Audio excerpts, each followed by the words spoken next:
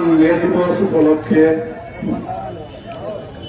বাংলাদেশ জাতীয়তাবাদী শ্রমিক দল মেলন্দ উপজেলা, মেলন্দ পৌর, হাজারী পৌর শাখার যৌথ উদ্যোগে আজকে মেলন্দ সদরে এই বর্ণাঢ্য শ্রমিক র্যালির আয়োজন করা হয়েছে। ইতিমধ্যে আমরা র্যালি শেষ করে এই চত্বরে সংক্ষিপ্ত বক্তব্যের মধ্য দিয়েই আজকের কর্মসূচি আমরা শেষ করব। কর্মসূচির উদ্যোগ নেওয়ার জন্য, আয়োজন করার জন্য এবং এই কর্মসূচিতে উপস্থিত হওয়ার জন্য আপনারা অনেকেই উপস্থিত হয়েছেন।